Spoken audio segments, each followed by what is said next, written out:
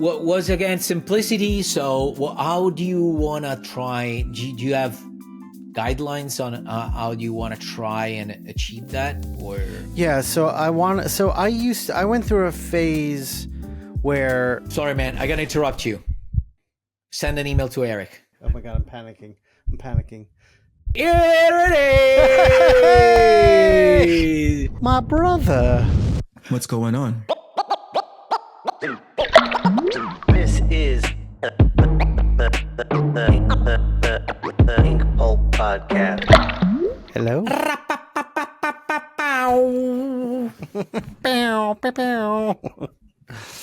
What's up? Hello, my brother. How are you? Hello, brother. Good. Hello, everyone out there. Welcome to the Inkpulp podcast. Hello, guys. Matteo's tired and I'm sick, so you're in for a real banger of an episode today. Oh, yeah. This is going to be a really short episode, like 17 minutes at most. Yeah, and of then me coughing. We're going to try and make it 20 minutes. Let's see. But we're going to drag it. Like the last 3 minutes is going to be torture. I'm tired. Like today, it was Shoulders Day. And I don't know if you can see it. How could you not? This sweater is literally exploding. Look at the width. But and it was a private session. So when it's the meaning that's like normally it's no, you pig. Basically, normally it's a class, so the attention of your trainer gets, shared with other people. So if you feel like, all right, this exercise is taking a lot of energies, I can rest a little bit more.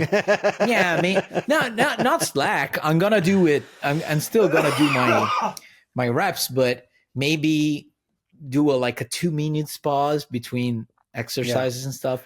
Instead, when it's a personal, you just have them on your ass all the time. So you're like, okay, time for the new rep. It fucking destroyed me today. I literally, I'm having a hard time just lifting my shoulders. Oh shit. What kind of class is it that you're taking? No, it's just the structure of the thing. I know, but being, is it boot camp? Is it do you have a name for it? Is it cross training? What's boot camp? I keep hearing that phrase, the word boot camp. Yeah, boot camp's a very intense workout class where everybody has these little stations where you jump rope, you jog in place, you do these squats, you keep going boom boom boom boom. Oh boom. No, it's standard fitness gym shit, normal. But the thing is that this is a smaller gym, so basically they take 4 people max at a time. Okay. And sometimes it can turn almost in a personal, because if you have if it's just me and 2 girls or me and 3 girls, for example, I'm gonna do the different. Life, Mattteo. Yeah, exactly. It's gonna be an orgy, basically. No, it's basically I'm not gonna do the same exercises that they do. So we do warm up all together as a class, and then I have my specific exercises to do. So basically, you pay a little bit more because you're not like in a normal gym when there's just 3 instructors and you have to call them if you need something. So they're constantly watching you. But they have to watch another 2 people, sometimes 3 people. Gotcha. And but yeah, in this case again, it was just me. So and it's not the intensity, it changes. Sometimes they do specific special trainings where you just have 5 exercises, and you have to do 100 reps of the same exercise. 100, and then 80, 60. It's but those are special days. That normally it's pretty standard, standard gym stuff. And so today was shoulder day, and I'm pretty fucked. So but it's the last day of the week, so you only did shoulders on today. Friday. You only do shoulders? No. You don't do Okay. you focus on a muscle group, but then there was some legs in some exercises, some triceps. Okay, because some I was other going to shit. ask if you're going to gym 3 days a week and you just do one muscle a day, you're not hitting all your muscles. But No, it sounds like you are. absolutely. Generally speaking, what I'm doing, and this is a program that I'm not gonna keep doing like forever. It's gonna be over by the end of the year. So it's been like 3 months now. So overall, it's gonna be 4 or 5 months. When I asked them to focus on the upper part, so basically backs, shoulders, and bicep, like arms in general.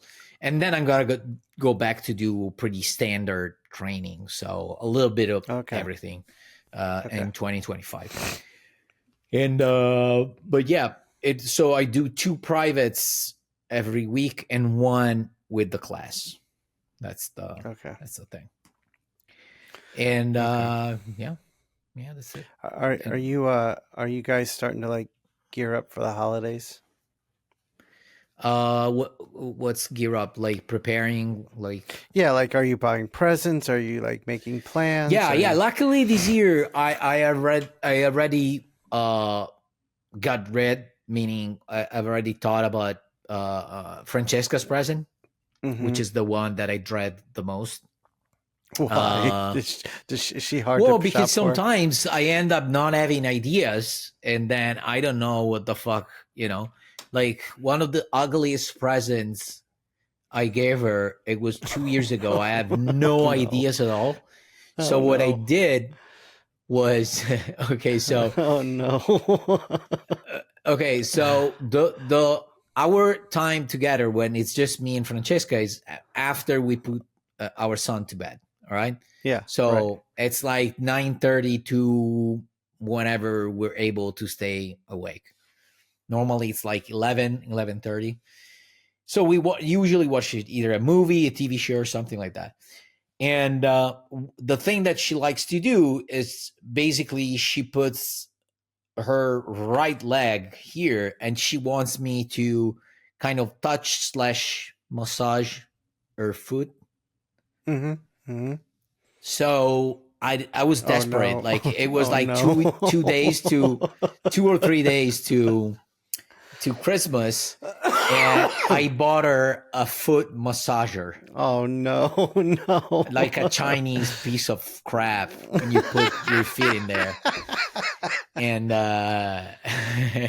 which, I mean, she actually she used it for a while. She hasn't been using it in a while now, but she enjoyed it. But on the other hand, as I was giving her the present, I was like, shit, I wonder if she starts thinking, okay, I don't want to massage here. I didn't want to rub your feet anymore.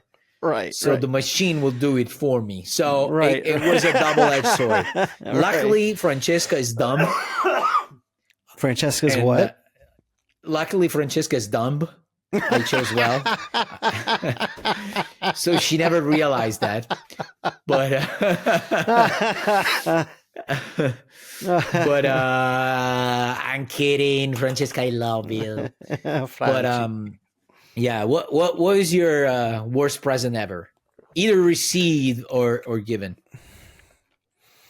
Given, I don't give bad presents. I am the fucking present master. I kill it.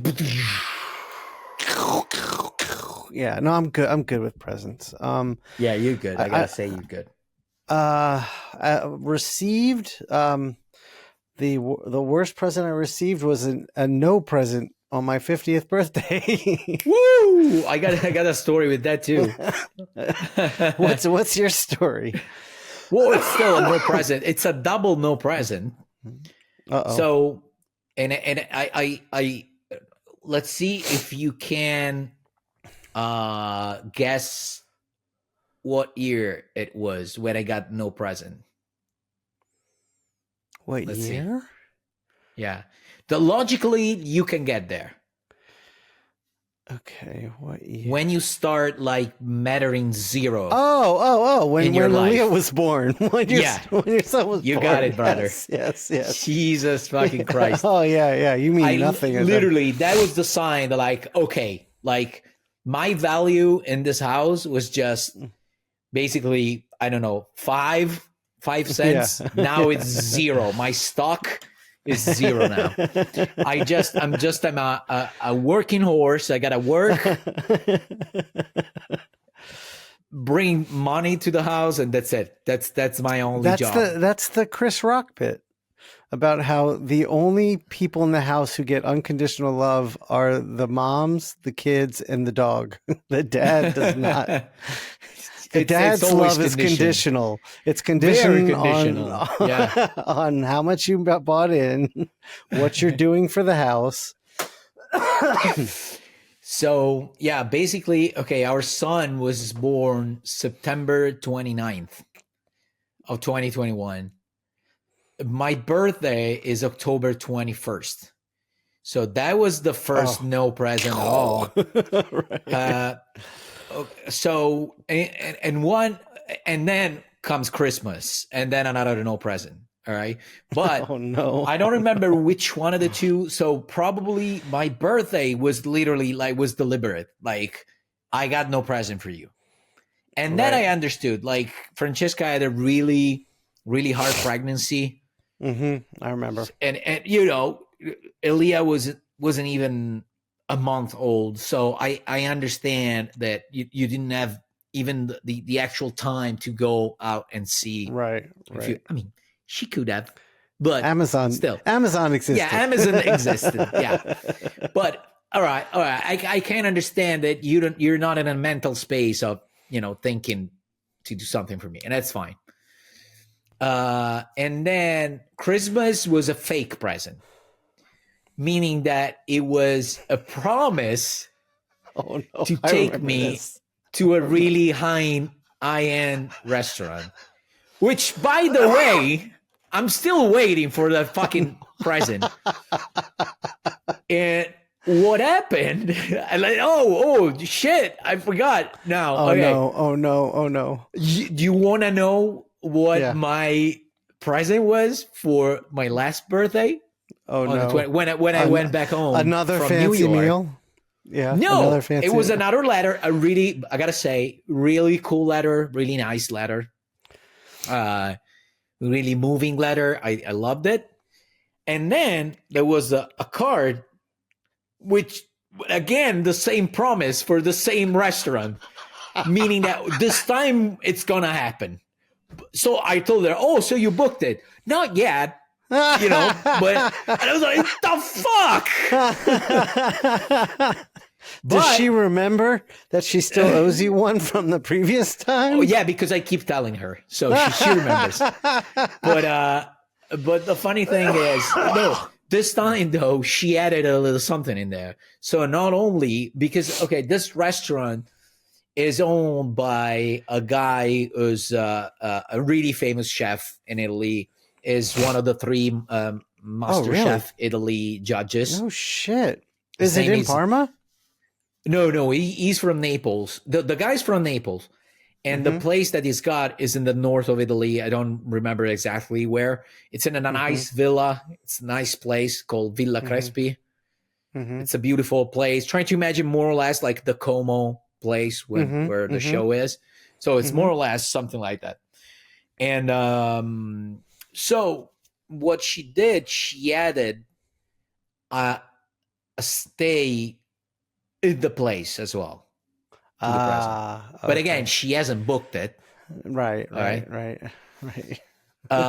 So she added another fake present. Basically, I got my fake present that I already got 3 years ago, plus another fake present attached to it.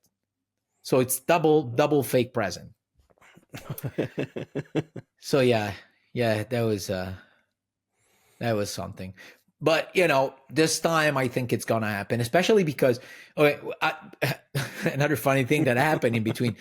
So basically, this place was a 2 Michelin stars place. Yeah.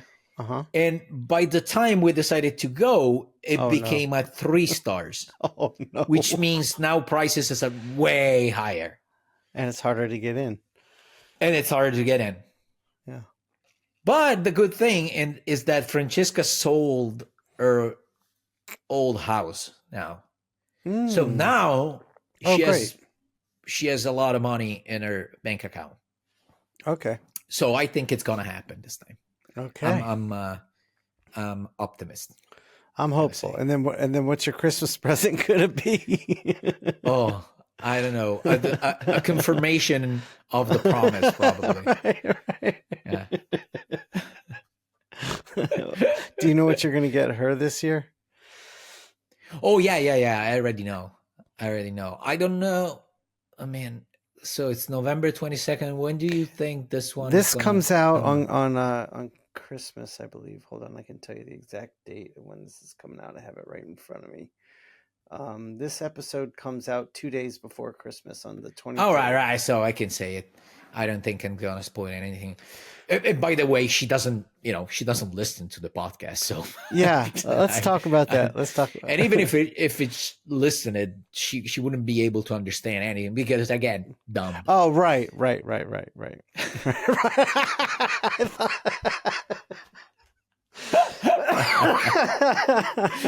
are terrible. But no, so what was it? When was it? 3 weeks ago, I heard that Alanis Morissette is touring, and she has a date in Italy. So I bought, and she loves. Oh, nice. She's a fan of Alanis great. Morissette. So I bought tickets for that show.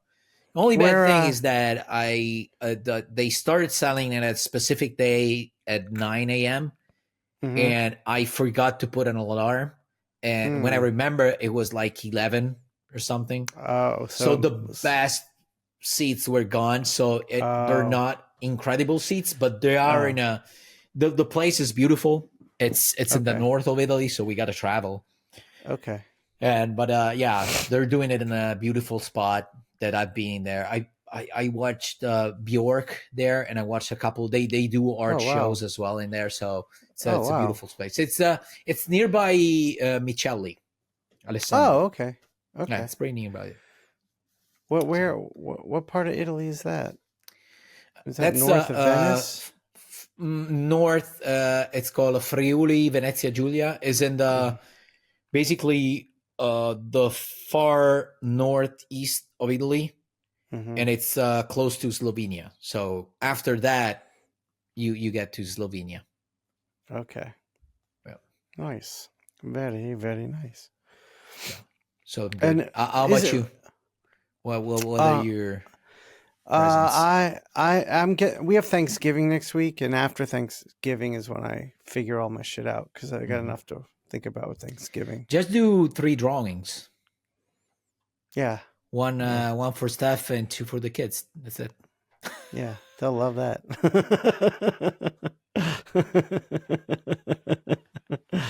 Yeah, I love that. That was another special get out of jail free gift for me. When I had no clue, I would do a drawing. But after the third one, she was like, "Hey, these drawings are lovely, but you got to put some more commitment." I might do that this year if I can have time. Yeah, maybe I will do something like that. Because I haven't done it in a while, and she does appreciate it when I do it. As long as it's not like, here's a page from my run on Scarlet Witch. Oh, yeah, something that's already done. But, babe, it's an investment. I mean, when I'm dead, which is going to happen like soon in a few minutes, then it's going to be worth a lot. Right. Oh, man. So, dude, I was fucked up, man. Oh yeah, right. You were sick, right? Yeah, I went to California for my brother's 50th birthday party, and day 2, I was shivering and sweating. I was stuck in my hotel room for 2 days just with the flu, like miserable. And then I got well enough to fly home and not be totally miserable. And then the day after I got home, I started feeling worse again. So I went to the doctor and they put me on meds. So that was Tuesday. Today's Friday. So I'm so much better than I was, but I'm still not all the way better. Got it. But all my kids both got it. Like Zoe's at our house now, sick as a dog. She's like just starting it yesterday. And then Zach had it right as I was getting a little better. So he's at work today. Speaking of health, I have a question that I've been wanting to ask you for a few months now. Yeah. Is your vision getting worse lately? All right. You see, I'm a detective. Why? Because what makes you say that? I can tell from the stuff that you write. There's way more typos than usual. Yeah, over the past like 6 months, I would say. Yeah, I don't know. I'm saying 6 months, but it might be 4 months or 8 months. I don't know, but yeah, because what happens is I don't have my glasses on when I'll text you, and it's a blurry mess. So I plus need all the cum in your eyes. Yeah. Stuff, right? Yeah, I gotta. Yeah, it sucks, man. You get to a certain age and it just starts to go. But when did it start for you? I mean, it started very, very minor, probably 10 years ago. And it stayed that way. So when you were like 62. Right. 74.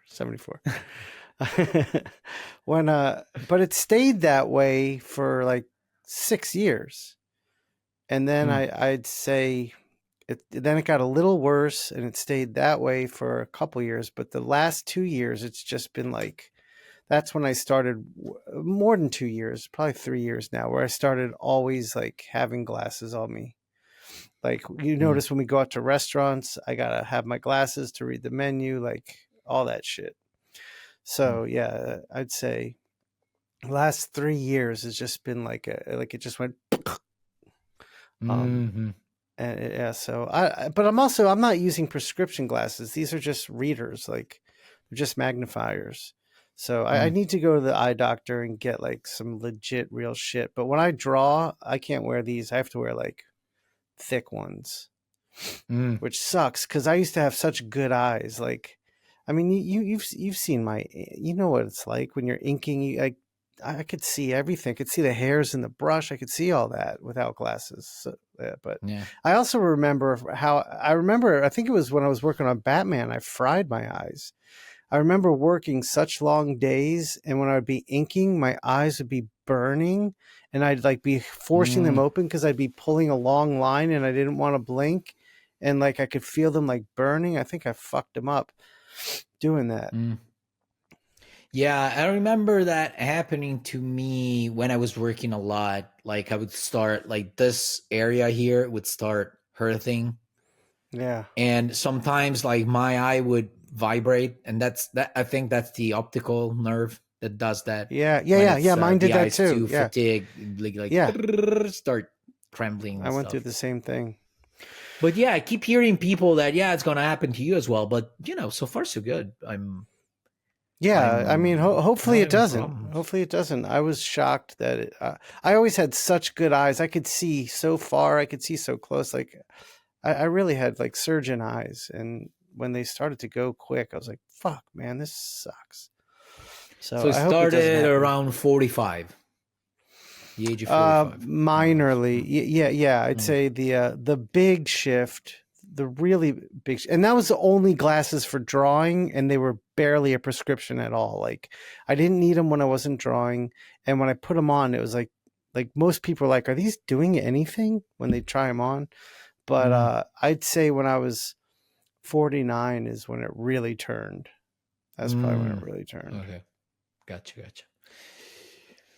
All right. Oh, here's another thing that I wanted to tell you. Okay. I don't know if you remember. Well, you probably remember when we went to the New York Comedy Club. Yeah. We saw a bunch of comedians there perform there. and one of Yes. them was Gary Veeder. Yes. It was the Yes. bald guy with glasses, Yeah. like slightly key. short, probably. Yeah, low key. Yeah, exactly. Yeah. So amazing comedian.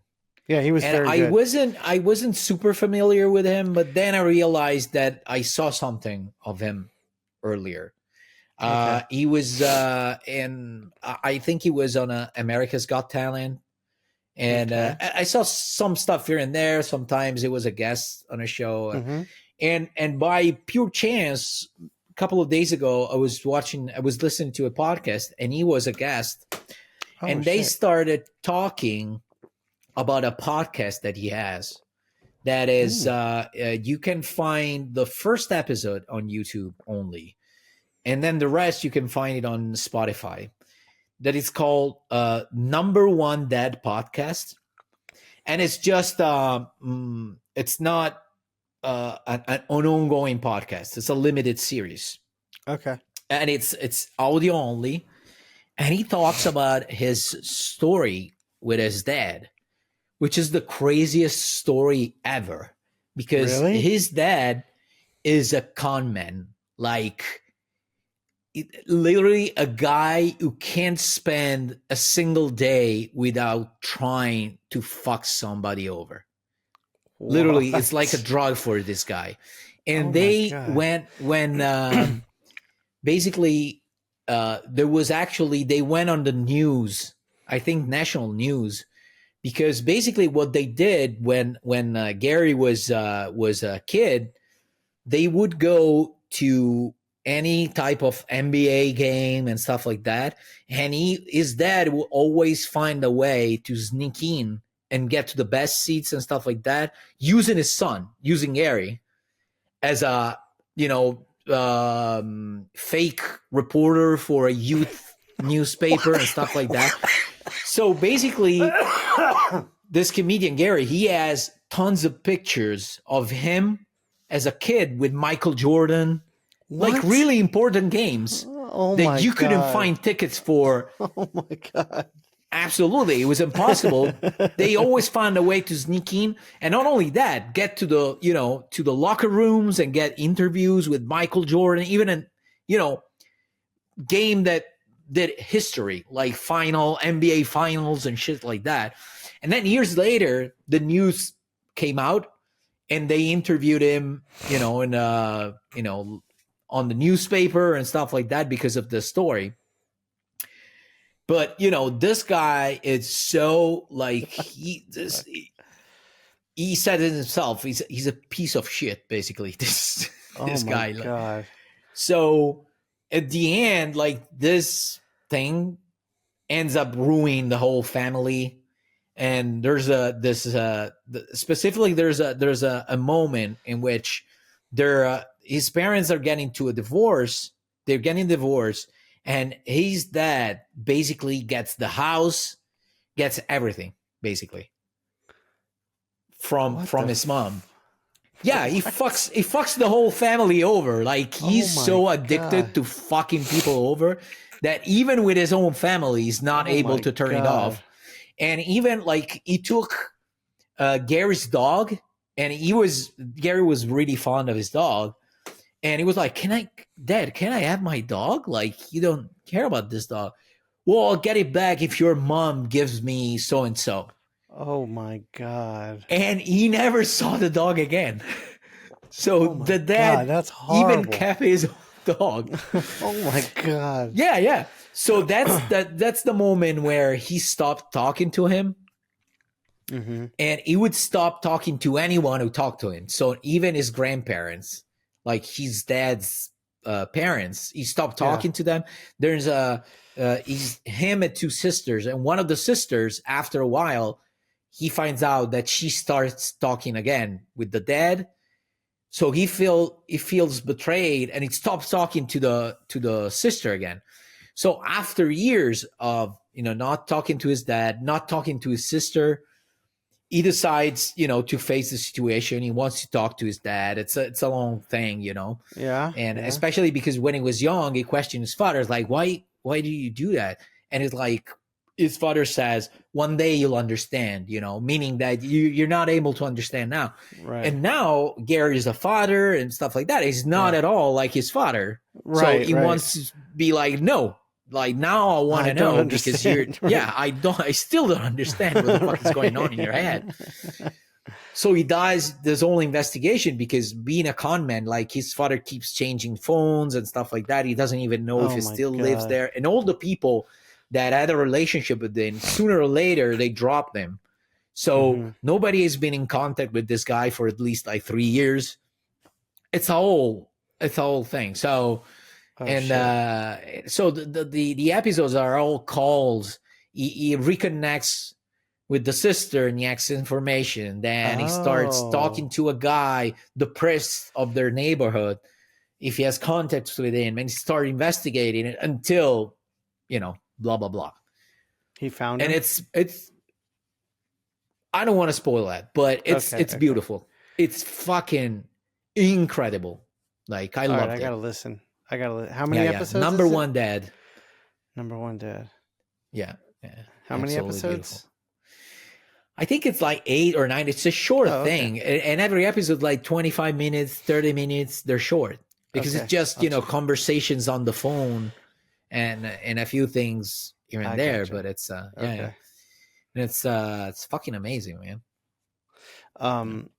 Are you watching anything good? We're watching The Penguin. I was just about to say that's a good fucking show, man. Yeah, I'm really enjoying it. I'm really enjoying it. What episode are you on? I think 6 or 7. It's like spoiler alert. Right after. Is they kidnap his mom? Oh shit! I'm not there yet. Fuck! All right. That's all right. It's all right. The spoiler alert was. I figured that was good. I figured I figured that's what would happen. So they kill her, and then they kill him, and then Batman comes in, and she becomes the Joker up, and Speaking of which, have you watched the Joker? The new Joker? Second movie? Yeah. The movie? Mm-mm. Yeah. No, I heard it was horrible. Did you watch it? No, not at all. I'm not interested. Like, is this I have no interest. This milking the cow, I hate it. Like, can you just do something that's successful and stop it right there? Right. Also, I mean, aside from the Penguin, and this is why I waited so long to watch the Penguin, I just have zero interest in like DC and Marvel properties on TV or the movies. I'm done. Like I'm not interested. But everyone kept saying how good the Penguin was. I watched the first episode. I was like, okay, this doesn't feel like a DC comic book. Like this feels something. Oh, not really, at all. Yeah, it's really good. Yeah. Like they couldn't even. Call him the Penguin and just, call him Oz. And it's a story about this guy. Yeah. And Colin Farrell is unreal in that role. He is unrecognizable. Yeah. I don't hear him. At first, I gotta say, I was like, why the fuck? And a lot of people, I believe, said that. Like, just hire a guy that kind of looks the way you want it to look like. Yeah. Instead of, what was it, like 4 hours of makeup every time? Yeah. But I have a feeling that Colin Farrell, because he's listed as an executive producer, I'm wondering if it was part of his idea where he's like, I want this vehicle for me. Yeah. I want to play this. I will sit through makeup to do this. Yeah. So I wonder about that. No, but at the end, like that was my first thing. And then I was like, all right, I get it. It's so good that, nobody else could have done such a great job probably. And okay, I got to tell you, the first episodes, I loved it. Then it becomes a little too much here and there. Like when she's in Arkham? Yeah, or a little too American. With all the gangs and all that stuff, it becomes a little too much. It gets comic booky. that aspect gets comic booky. I agree. Yeah, it doesn't feel natural. But in general, I'm still loving it. Yeah, it's just I'm enjoying it. I'm enjoying it. a small note about it. But yeah, And, I'm loving it. But I agree with you. Like I've never been a fan of comic book transpositions to yeah, movies to and movie. stuff. The only one I was excited to watch was Watchmen. That I was excited to see. I went to the cinema, to the theater, to And what'd you watch it, think? and I loved it. And I also loved the TV show, The Watchmen. Oh, that was fucking fantastic! Yeah. Like, Yeah, that was, I was shocked when I saw that. yeah. That TV show And was great. I what I loved about the movie is that, well, I mean, first of all, everybody talks about the intro of the whole movie with all the pictures that explain to you a big chunk of the story. Right. And then I love that the first half, it's basically the book. Yes. Even the dialogues are almost the same. So it's basically the book. And then they change, so it's very faithful to the book, but not only then they change the right stuff. Like the whole alien octopus at the end, the whole thing, which, it was written in the what was it, the 80s, early 80s? 86. Yeah, 86, mid 80s. And so the whole thing would work in a comic book in the 80s, but it's it translated into early 2000s. It can't can't work the same way. So they changed the right stuff basically to make it more digestible, if you will. Yeah. So I love that. I always also remember I loved the first Hellboy. Oh, okay. Did you like it? I liked some of some of the monster designs. I liked some of it visually. I liked some of it. I just I didn't love it. It wasn't horrible. It wasn't great. It's it's hard to take the world of Mike Mignola and make it realistic looking. You lose something there. Like, like when he, I don't know, it looked goofy at times, like a big red guy smoking cigars and eating pancakes. Like, it looked like a joke, but in a Mignola book, it doesn't. It reads very, very right on. I think that's part of the problem with translating some of this really like science fiction-y comic book stuff to the big screen is when you bring reality into it too much, it doesn't work. Like the suspension of belief is gone. Like the Batman the animated series was so great because they were still drawings and you could believe things on a much easier level. And then it's like Christopher Nolan made Batman very real, and those movies were fine, but Batman looks ridiculous. He can't move his neck. Like, it just looks bad. So I think there's some translation issues. That's why I liked, although I'm not one of those guys that, there's a new Marvel Universe movie, I gotta go and watch it in theater. Those are movies that I watched when I'm on a plane, and I don't know, I have to fly. I have a 9 hours flight. I don't know what the fuck to do, so just watch them. I probably sleep through part of the movie and stuff like that. But I liked,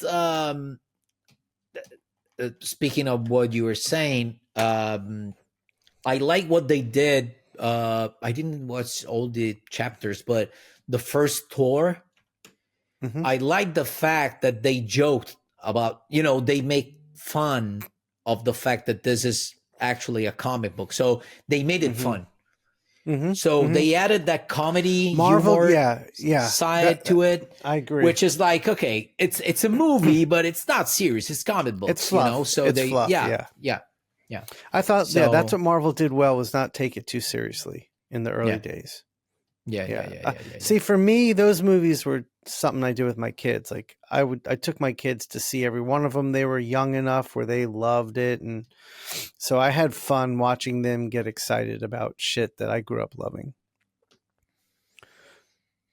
What's the matter? Eric replied to me.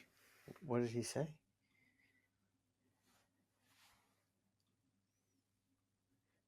Sorry, guys, for this pause, but I gotta.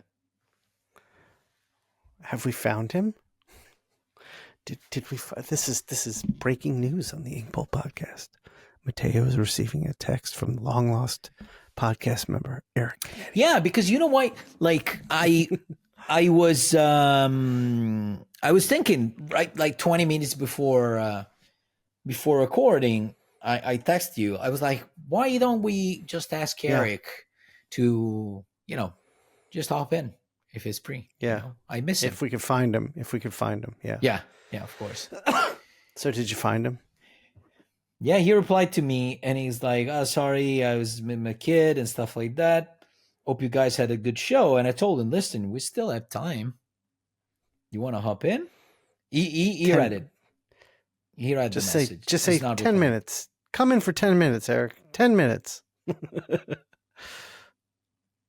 The whole audience right now is hoping we can pull. Oh, they're riveting. This is good podcasting right here. Yeah. Creating expectation. You know what I've been doing? Let's see what he says. Okay.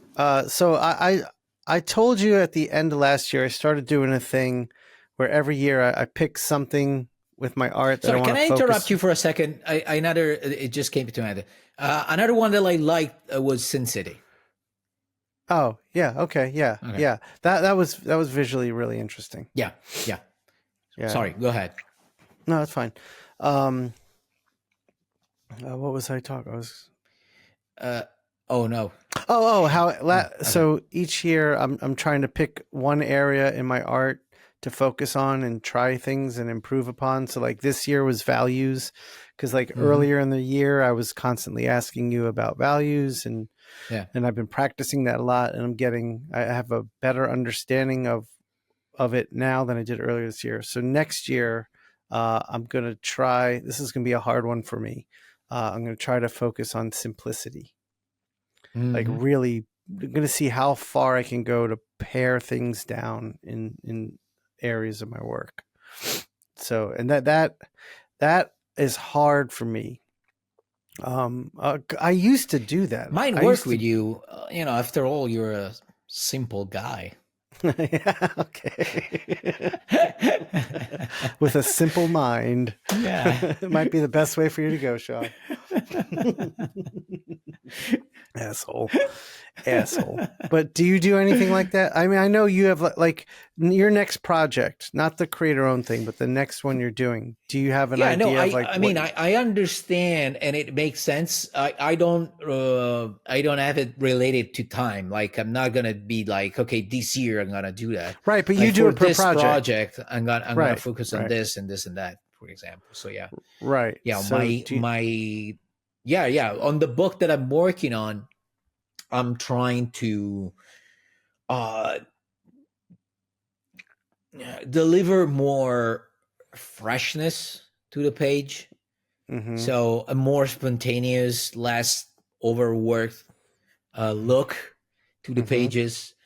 And then I'm trying to focus on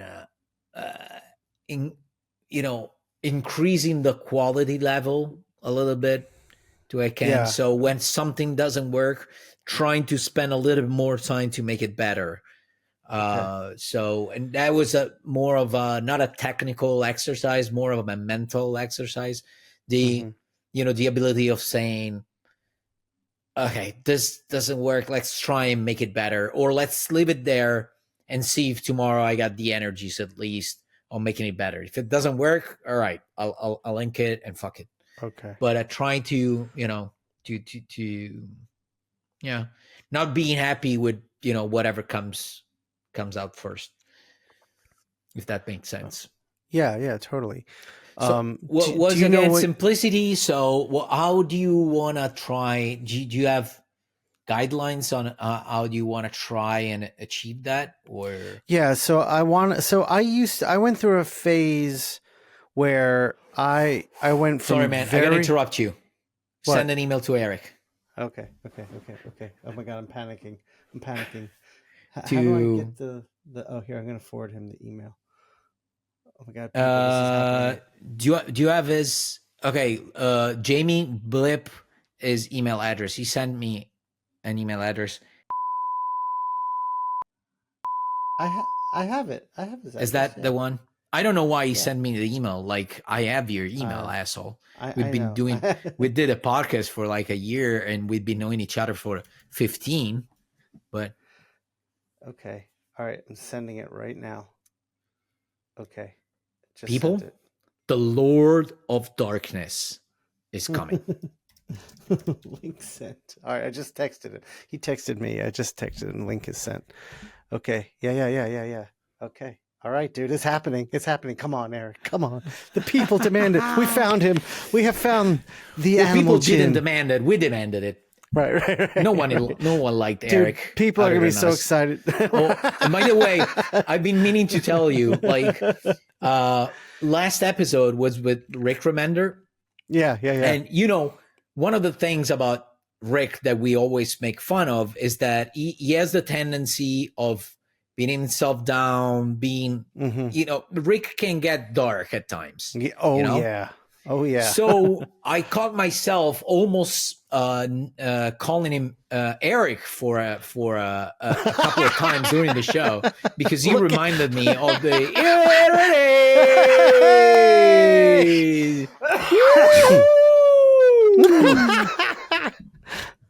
What's My going brother. I missed that red light. I miss it so bad. Oh my God. Do you regret this already, Eric? Not yet, but it started. Not yet. Wait a second, Wes. Now I regret it, right? Well, it's only for like 30 minutes, right? What are you guys doing? We're just shooting just Mattteo, chit-chatting, yeah. Oh, right on. Matteo's just. We had Rick on last week, Yeah. and Mattteo was just saying Rick can go dark, as we all know. And he said he almost called you Erica. No, it actually didn't. It actually no. didn't. It was really informative, really nice. It was actually really good. Eric, Rick did. He dropped a lot of good knowledge. Yeah. How's he doing? It was good. Well, I mean, he looks like he's doing great. Yeah, he's doing good. Yes, are you calling him fat or like he's put on weight? Is that what you mean by? No, the conversation became really serious and really informative. So aside from a few jokes here and there, we were really interested in listening to him. It was great. I mean, Rick has a lot of knowledge about the world of publishing. I mean, he's been self-publishing for 30 years probably. So he had a lot of interesting stuff to say. Yeah, but you could hear literally like there being at least 2 or 3, maybe 4 times. Maybe you can point that out if you listen to the podcast, when I almost called, I would stop myself and I was like, and Rick. Yeah, literally. Yeah. Why would you have to stop yourself? He was going to call Eric. From calling him Eric. Oh, I'd say just call him Eric. Just like forget that it's... Yeah, sure. Sure, he'll be fine with it. I'm sure he'll pick up on it. How many minutes have you guys been on already? 47. Yeah. Oh, thank God. 15 minutes left. Cool. Yeah. Maybe this can be your new way of doing the show, Eric. You just come in for the last 10 minutes with me and Mattteo. Oh my God, great idea. So, Shawn, next time you keep sending the link to Eric, and he'll be a surprise. Maybe he'll be there. Maybe he won't be there. Maybe he'll be there just for the last 2 minutes. I like this. That would be disruptive. I haven't been paying attention to this show. Forgive me, as you guys. I mean, I wasn't paying attention to the show, but when I was on it, but especially now that I'm not on it. But from the people who have been watching, it's been getting a lot of praise. You guys are doing a kick-ass job. What was the last one? Going good. There was one when you guys had a guest. I heard about that a lot. Yeah, the one with Todd McFarlane. No. It was more recent. Was it Pernille's episode? That one, I saw clips of that one where she held up her hand and a bunch of like emotes started popping up on screen. Lee Lowridge figured out, like, he had hearts popping up. Like, we figured out all this shit. A lot of stuff. Yeah, it's crazy. It's basically if you recorded with a iPhone. Yeah, if you're on a mobile device, you can make Yeah, on a hand mobile gestures. device, yeah. Like Lee went like this, Yeah. and hearts heart shot popped out out, everywhere. That would have been annoying. Well, it's not gonna work with you, even if you're on a mobile device, Eric. It's He not just gonna knows work me. with you. You know what I mean? Yeah. Also, No, skulls will pop up. Yeah, Skulls, so- Eric doesn't Skulls, do anything. demons.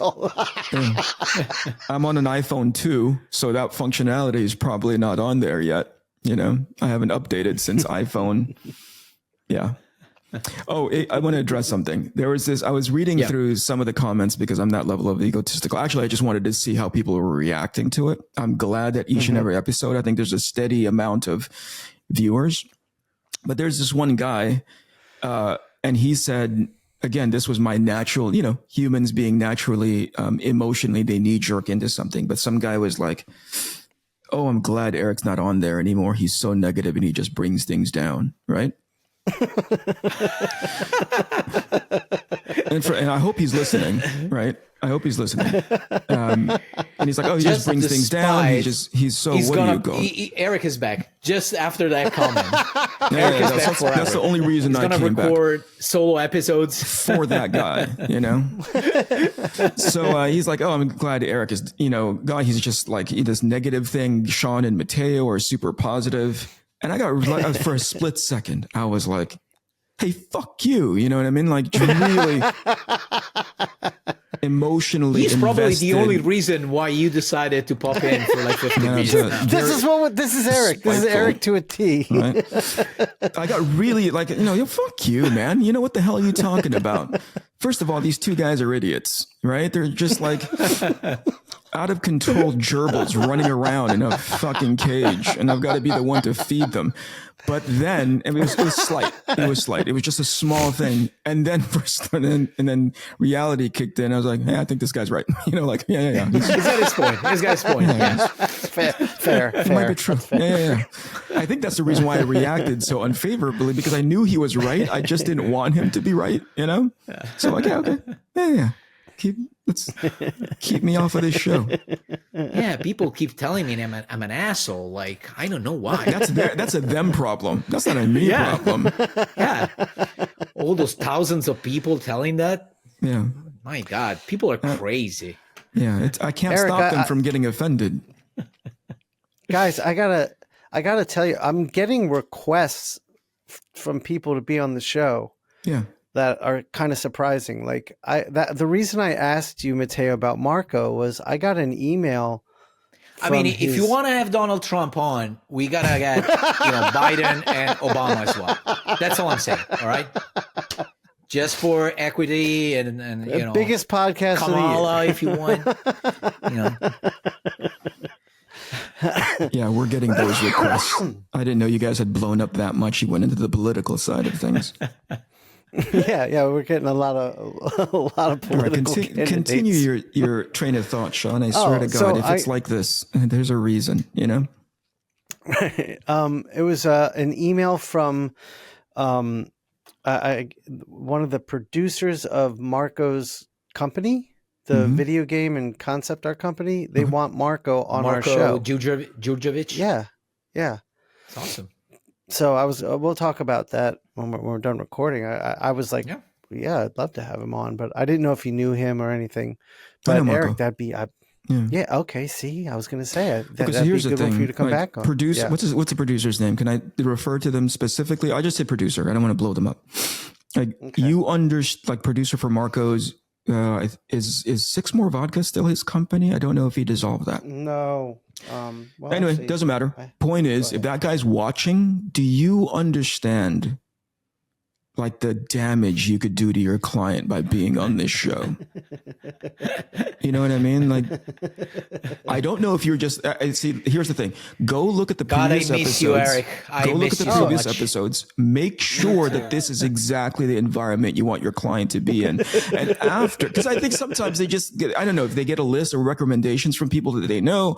Oh, Inkpulp is a good show. They talk a lot of illustration and process and blah blah blah, but they don't see the other stuff. You know what I mean? Where you guys are just sitting there dressing like twins and acting like a goof, I think they just see the numbers, which are getting better and better every time, and they assume, okay, they talk about comics, it's getting better and better, so they must be doing something good. Sure. But probably they don't actually watch the episodes. Yeah, I don't think so either. Like if that's the metric, that's how cults happen. You know what I mean? Like they don't know. Well, that's what we're building. Here's the thing. Like they don't know that every person that's in here, you guys give them Kool-Aid. Sometimes it's poisonous. All those giveaways at the cons have something in them. But Eric, it is 6 more vodka. Okay. It is. You're right. I don't know if he dissolved that or not, but yeah, sure. I think that would be fun for him to be on. Do you know what kind of questions to ask, or are you just going to? No. Well, I just got the email, and I was going to talk to Mattteo about it. We go off the cuff at this point, man. Okay. So Sounds we're like veterans. And Pepe, and I. So laughable. I'm sorry. I guess if you brought in the term veteran wide enough, yeah, sure. And we got Pepe Larraz wanting to come on, so those would be good ones. Is that for you soon? Too. Well, I haven't lined it up yet. I was gonna. I'm spending next Wednesday working on the schedule for early next year. That sounds exciting. I think that. I mean, Pepe is one of those once in a generation, once in an era talent that comes along. I think there's a group of them that just know how to elevate artwork. They know how to and by proxy, they elevate the titles that they're on. You can put them on anything and it's going to end up looking good. Thank you, man. Thank you. Means a lot. What? Yeah, I don't miss that. You're talking about me. Oh, sorry. It could be you. This is what, you know what I mean? Eric, don't forget, you can go to, oh no, you can't go to black. Can you go to black? I can just hang up. I have the power. I can just That's kind of like going to black. But yeah, no, I think there's something to be said about bringing some of those guys on. What's interesting is that because we're familiar with each other and generally we're okay with talking in front of a camera, but I'd come to find out there's some people as cool as they are, they're not really comfortable with talking off the cuff. No, So that's sometimes a detriment to have them represented well on a show. They come off as a little bit awkward, or they feel like they'll come off a little bit awkward. Right. And I think what you guys are really good at is making them feel comfortable. Hold on, before I give that compliment goes too much into your hearts. And I think the reason why they feel comfortable is they see your conduct and they're like, I can do better than these dum-dums. It can be worse than these two dum-dums, right? So I think if you give them that's 5 our minutes, way to podcast. We lower the bar so low that everybody, everyone's confidence gets elevated. What I'm really excited about is that the podcast is doing so well that a bunch of people are now asking to be on. Because at one point, correct me if I'm wrong, Shawn, Maddie, but at one point we were reaching out to people going like, who's going to be the next person? Who's going to be? So it's kind of left a great impression on not just obviously the listening audience. Thank you very much. But also to like professionals who are just like, hey, these guys are cool. I want to go hang out with them. Hell yeah. Yeah. I think another thing is that we don't ask a thing that I hate is when they ask me to do an interview. Yeah. And then the interview was like, so talk to us about your career. What did you study? Sure. What's your main inspiration in comics? Sure. And how was it to work with Rick Remender? How was it to work with Mark Millar and blah, blah, blah. Yeah. Instead here, we just, sometimes we don't even end up talking about comics sometimes. Sure. So. Which is sometimes a benefit and a ding, right? Because a lot of people who come in here, there's like this expectation of always wanting to see episodes talking about comics, right? Yeah. And I don't know, of course. Yeah. And I think there's benefit to that. There's people who are looking at Shawn as a actual instructor and educator, which, okay, I guess, and then like Mattteo as Eric's back, the vaulted professional that's who's notched a bunch of stuff, super successful books, both of you guys. So I think sometimes when they don't get that, they have that reaction to be like, oh, that was a show about nothing. And I was like, I guess, but these guys are just hanging out. That's part of the programming, Hell yeah, absolutely. Also, I've been seeing a lot of stuff on I'm still on the calendar, which makes me laugh, right? On the Inkpulp calendar. And I'm seeing like a bunch of guests pop up, right? And the one that I was like, oh, that's going to be a mess was the one just previously. Dan Panosian was on here. Yeah. Yeah. Oh yeah. Yeah. He It was wasn't- actually no. He, It was corporate he Dan. was serious. It was corporate Dan. Dan. Yeah. Yeah. corporate It was Dan. corporate Yeah, Dan. yeah. I It's very wonder- serious. Very. I wonder posed, why yeah. he decided to go corporate, Dan. I wonder if enough people have told him, hey, listen, when you're just being yourself, it's off-putting as hell. Don't do that anymore. Be the Dan Panosian. Now, Dan's latest covers for wonder- Wonder Woman are freaking insane. He's Oh on yeah, fire. man. Oh my on God, fire. man. Yeah. Yeah, I don't know what next level he got into, or I think Dan had always been capable because Dan had that classic training from way back in the day. I think he's finally put down that shield of like, this is what I need to do, as opposed to this is the thing that I want to do. I want to. And you can tell that he's crossed that bridge because he's trying a bunch of new stuff out, and it's freaking gorgeous, man. Yeah. Really, really beautiful yeah. stuff. Yeah, Yeah, fuck that he's guy. amazing. But Eric, you haven't seen this yet. But when we were in New York this year, Yeah. our friend, is it Jimmy that did the paintings? Oh, good. Jimmy does I'm the glad that you remember their name. Yeah. Yeah. This is awesome. So he did me as Bert with Jim Oh. as Ernie. He did Mateo as a Cookie Monster. It's all Sesame Street. Right. And then Eric. That's accurate.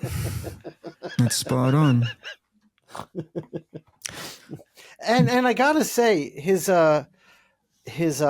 drawing and painting skills have improved greatly in the past year. Sure. I've noticed. Yeah. Listen, From the original ones. all the fake disdain aside, thank you so much, man. That's a big deal. Thank you. If your name is Jimmy, which would be insulting if your name was Frank or something. It's Jimmy. It's Good Jimmy. job, No, it's Jimmy. Shawn. Jimmy, thank you so Mattteo, much. what's the name of the guy who dropped off the skulls for us and made the bracelets? They're Fred and Right. Danny. Danny, that's right. Okay, yeah. They dropped off skulls and Where are they bracelets? from? Hey, Shawn, where are they from? Dude, fuck. Racism is coming. Panama. Got it. Ah, I got it. All right. Racist. The other time was like, oh yeah, they're from the Philippines, right? Well, yeah. I mixed it up. I But like got the it right fact this that time. Mateo says racist and you immediately think Panama. That's awesome. No, in his defense, like their features are Asian, but Panama is not Asian. Normally people from Panama don't have Asian features. They're more like South American features. So Yeah. Right. in his defense, Yeah, that's why, Just yeah. barely. Just that barely holds it's up. still racist, but No, I not was that going to much. say that doesn't change what I'm anything. They can As long as both like. Matteo's racism and my racism are on the level, I'm good. Are you guys getting flack for that at all? That you guys are, being funny about, being loosey goosey about the sensitive topics or whatever? Nope. No. Nope. All right. Plus, I have my free out of jail card. I'm Italian, so Yeah, your I'm Italian Jewish. shield. Yeah. And I got my Jewish shield. Okay. Good. I'm So glad. Shawn, you can say the N word, right? No, It doesn't work that way. I mean it can. Well, Eric can because he's black, but Adjacent, black adjacent. I saw this. I saw this funny video of a guy who was railing against, all of these sort of like things that they. What's the word that I'm looking for? Where it's just this commonality among races, like in Filipino culture, if you walk into their house, you're going to see a wooden spoon and fork inside their dining room with like the Last Supper somehow exhibited there. Stereotypes? There it is. And so there's this one guy who was really against, it might've been a short clip of a guy railing against, stereotypes in black culture. Mm-hmm. And it was being clipped by somebody else. So, they have that guy in the lower corner laughing at it. Another black individual. And the guy's like, I don't understand why they think this of us, blah, blah, blah. And the smoke alarm battery went off. It just went like, it chirped. It went like, right? which is what he was railing against in as far as the stereotype was concerned. Yeah, so I thought like that made me think of that clip because I was like, I wonder what these guys are going to end up saying next as far as stereotypes are concerned. Well, you just said it. You're like, yeah, they don't look like Panamans because typically Panamans don't look like that. They had Asian features. And I was like, yeah, good. This is going down the toilet very, very quickly. And to be honest with you, like the first time I met them, I met Fred. I met him a few years ago. Yeah. The way I met them was incredible because one of them was on the list of my commission list. Yeah. So what happened was he showed up and already done his commission. Yeah. So he told me, hey, I want to, nice to meet you, blah, blah, blah. I'm on the list of your commission list. Yeah. And I immediately gave him his piece because on the list, I saw a lot of names and the only Asian sounding name. Oh, shit. His name is Danny Chong. Yeah. All the other ones were Newman and blah, blah, blah. So I immediately gave him the right one. I was like, oh, how the fuck did you know? I was like, well, I mean, I saw Chong here, so I just suppose. So they're basically these two guys. I don't know. They love us for some reason, but they keep being like victim of racism by us. One way or another. They keep coming back. So. You're profiling them. You know what I mean? Oh my God! If they don't come see us in New York next year, I'm going to feel awful. Dedicate the show to them. Danny and Fred, we love you. We love you. We do. And I mean, yeah, Eric, they gave us this year. They dropped off these. I don't know what nice that is. Gypsum. It's a skull right carved out of gypsum rock. Yeah. Look at that. Very generous fan base you guys have. Congratulations. Yeah. All right, that's 15 minutes. Can I get out of here now? How's your life, Eric? Eric's done. He's done. He's ready to go. Oh, yeah. We did the time. I just wanted to hear from she's Eric. Doing all right. How's the new job going? Good. Very time-consuming, but in the best way possible. Stressful, but also in the best way possible. So I'm bearing down and buckling down, making sure that everything is working out. Lots of good versions of stress. And I'm getting a chance to draw on the side that I don't, I don't feel compelled to show it off on social media for whatever reason, which is always that. I was about to ask you, like, are you still drawing? Yeah. I'm trending that way these days anyway, where I look at other people's artwork. It's like, oh, that's really cool, but don't feel compelled to somehow internally compete with whatever it is that I'm seeing. Drawing just for me. Just doing it for yourself. Yeah. That's good. And Arcathena's moving forward. Glad to hear about that. Yep. Slow, right? I think, just this time of year, everything is kind of either people who are working on the project, who are doing it out of the graces of their time and their schedule. They're all trying to tie up all their personal projects too. So it gets kind of like bumped down in their priority list, but everybody's doing their best work. So. Yeah. I wanted to ask you, this is something that I wanted to talk about, and this was inspired by our conversation with Dave Johnson a few weeks ago, because he was telling us how much he struggles going back to interiors after years spent, doing covers. One thing that I've noticed is, for example, I just did a bunch of covers and I'm back on my book now. Yeah. All right. And every time I do that, so I take even a short hiatus from interiors. Yeah. I need a couple of pages to adjust my brain to the fact that I'm doing interiors. What Especially, is that? it's what I'm seeing is the first 2 pages. I need to draw most of the times. I need to draw the stuff on a separate piece of paper when I feel that I have more room. Yeah, because it's like I think it's the panel constraint. The factor is that because all of a sudden, like you come from a cover where basically it's not infinite the space that you have available, but it's bigger. Big. You have space, you have room, and all of a sudden you gotta everything's gotta be in specific size. Sure, and panels that are wide or short and blah blah blah. And I literally feel constricted. Like my brain is not there. So expect like the first page after a long time is always like I have it on different pieces of paper. Yeah, sure. Like sometimes I gotta draw like things like this, and I gotta draw. I'm gonna draw the whole thing on a piece of paper, like old stuff that is going out of the actual panel. You know? Sure. I need that the feeling of freedom. That's interesting. Yeah, I think a lot of artists find that working digitally opens that up a bit. Is that correct, Eric? Yeah, I'm trying to think of it in context beyond the of panel like border sometimes.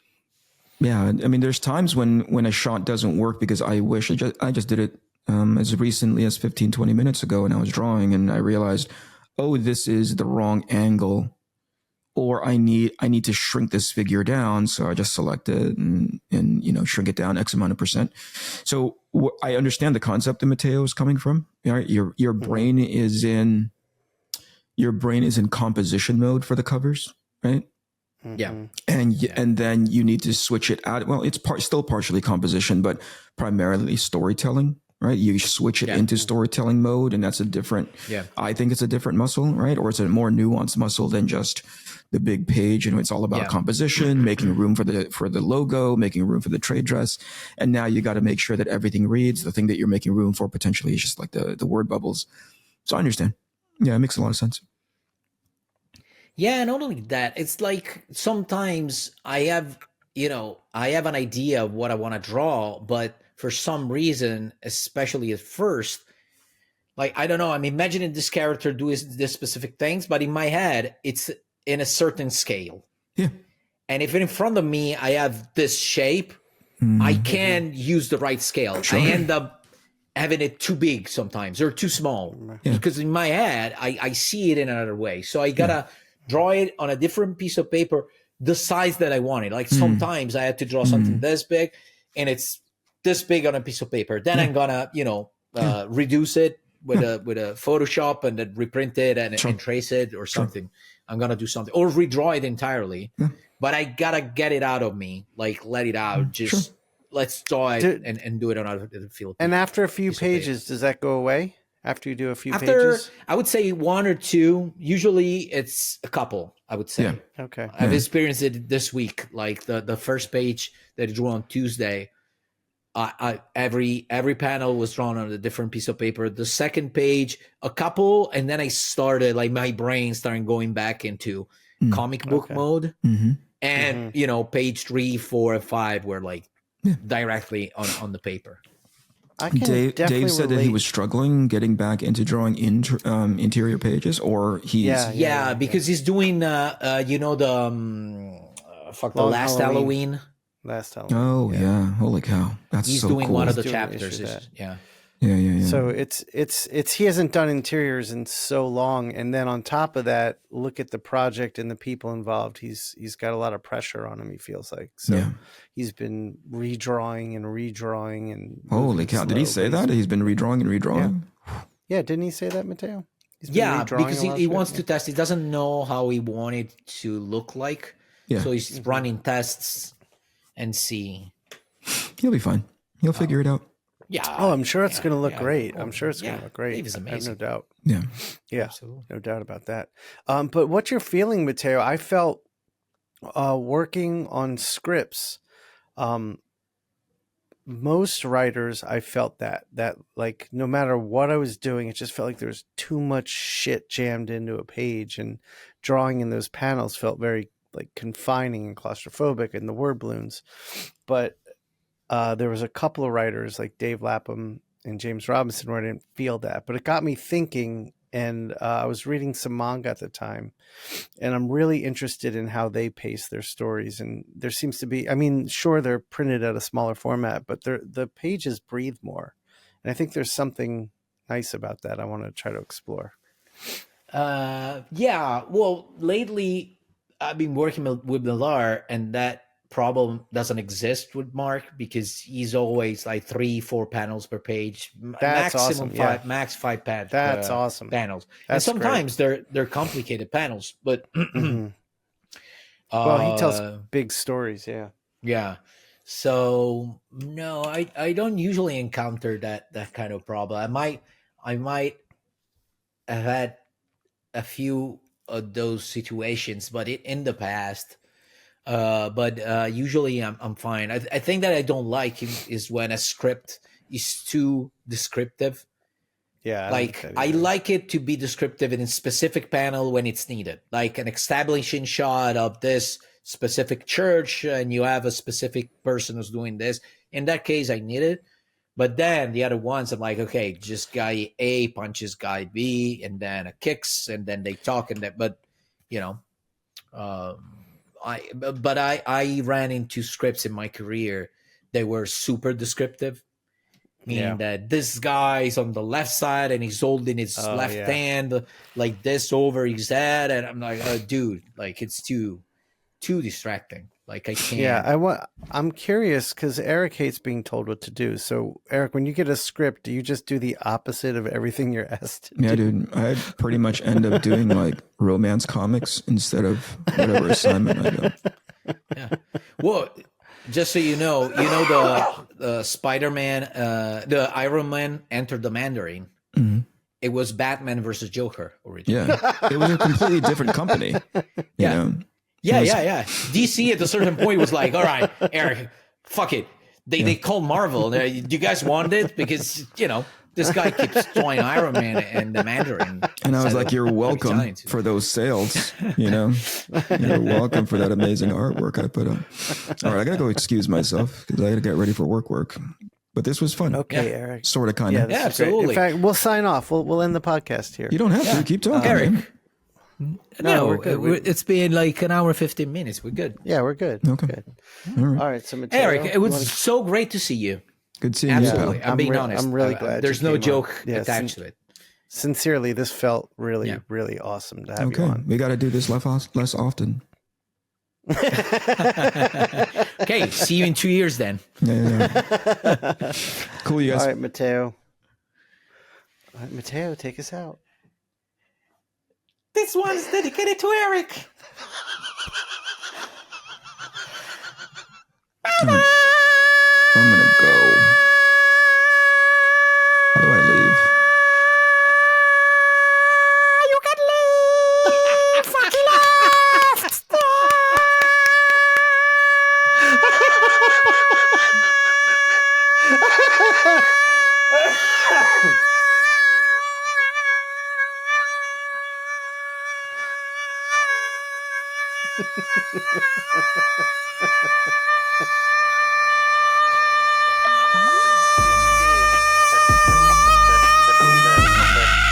The Inkpulp Podcast.